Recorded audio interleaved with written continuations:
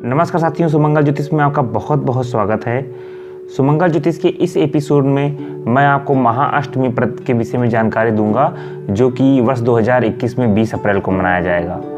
इसमें मैं भद्रा काल के विषय में आपको जानकारी दूंगा, महाअष्टमी का प्रारंभ काल क्या है, समाप्ति काल क्या है के विषय में जानकारी दूंगा, सिद्ध योग के विषय में जानकारी दूंगा और शुभ मुहूर्त के विषय में जानकारी दूंगा। वैसे तो माँ दुर्गा के 8वें रूप को महागौरी के रूप में जाना जाता है। नवरात्र में अष्टमी तिथि को महाअष्टमी के दिन महागौरी की पूजा के रूप में जाना जाता है। नवरात्र की ये अष्टमी तिथि होती है साथियों।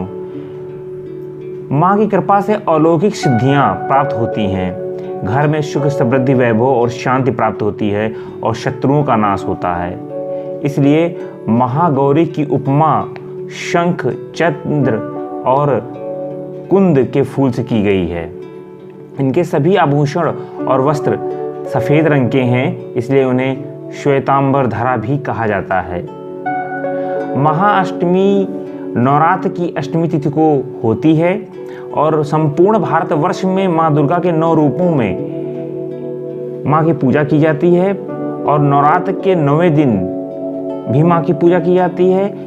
लेकिन मैं इस वीडियो में आपको 8वें दिन के विषय में संपूर्ण जानकारी दे रहा हूँ, जो कि एक पवित्र दिन है और विशेष फल प्रदान करने वाला माना जाता है। महाअष्टमी के दिन माँ दुर्गा के 8वें रूप की पूजा की जाती है, जिसका नाम महागौरी है। इसको मैंने पहले भी बताया, फिर से इसको रिपीट कर रहा हूँ। माँ की उपमा शंख, चंद्र और कुंद के फूल से की गई है।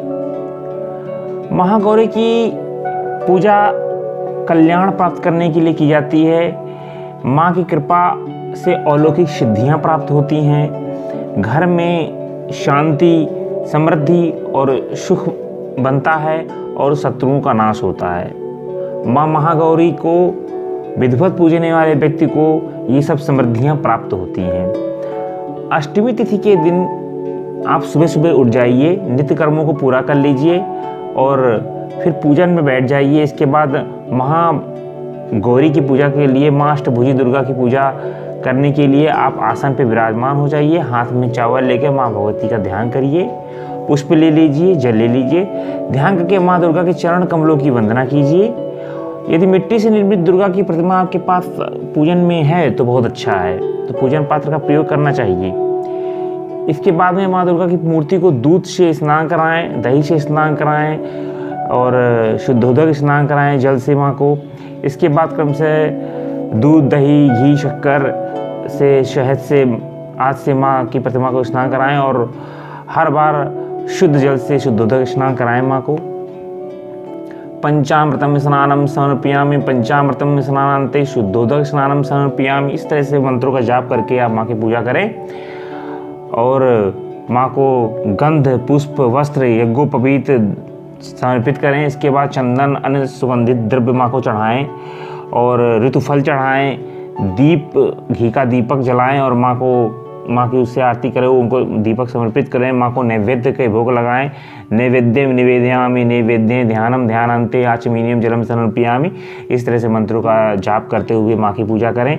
इसके बाद जो कि पान, सुपारी आदि माँ को दक्षिणा के रूप में कुछ धन माँ को समर्पित किया जाता है, वो सब चढ़ाएं। कपूर से माँ की आरती करें और अंत में पुष्पांजलि समर्पित करके क्षमा प्रार्थना करें। आदि मंत्रों की आपको मार्केट में किताब मिल जाएगी, उससे आप माँ की पूजा करें। या आप नहीं कर पाते हैं तो योग्य पुरोहित को अपने घर में बुलाकर महाअष्टमी के दिन महागौरी की पूजा करें। आपको निश्चित ही जीवन में सफलता प्राप्त होगी, धन वैभव प्राप्त होगा और सुख शांति प्राप्त होगी। ऐसी मेरी आशा है और ऐसा मेरा विश्वास है। महाअष्टमी का जो प्रारंभ काल है वो 24:02 AM पर 19 अप्रैल को है और महाअष्टमी का जो समाप्त काल है वो 24:44 AM 20 अप्रैल को है। इसी दिन भद्रा भी पड़ रही है, तो भद्रा का जो प्रारंभ काल है वो 24:02 AM पर है और मतलब कि 20 अप्रैल को, और 12:29 PM पर 20 अप्रैल को समाप्त है। और सिद्ध योग जो इस दिन बन रहा है वो सुबह 5:41 AM से रात्र में 24:44 AM तक है। अब 24 बजे के बाद जो है वो AM लग जाता है। शुभ मुहूर्त जो है पूजन के हुए 8:55 AM से 13:45 PM तक है और 15:21 PM से 16:58 PM तक हैं। तो ये महत्वपूर्ण जानकारी जो मैंने वीडियो की शुरुआत में आपको बताई थी, उसके विषय में आपको मैंने मुहूर्त के विषय में बताया है, सिद्ध योग के विषय में बताया है, और भद्राकाल में आपको पता होना चाहिए कि कोई भी शुभ कार्य नहीं किया जाता है, इसलिए भद्राकाल के समय को छोड़कर आप पूजन आदि करेंगे। साथियों, आशा करता हूँ वीडियो आपके लिए उपयोगी है, आप इसका लाभ उठाएंगे जीवन में और अपने मित्रों में भी इस जानकारी को शेयर करेंगे। महाअष्टमी का जो दिन होता है वो सभी भक्तों के लिए बहुत उपयोगी होता है। इसके महत्व के विषय में इस वीडियो के माध्यम से मैंने आपको जानकारी दी है और आशा करता हूँ कि आप इसका उपयोग करेंगे। वीडियो देखने के लिए बहुत बहुत धन्यवाद। यदि आपको वीडियो पसंद आए तो कमेंट बॉक्स में हरे कृष्णा अवश्य लिखें। हरे कृष्णा।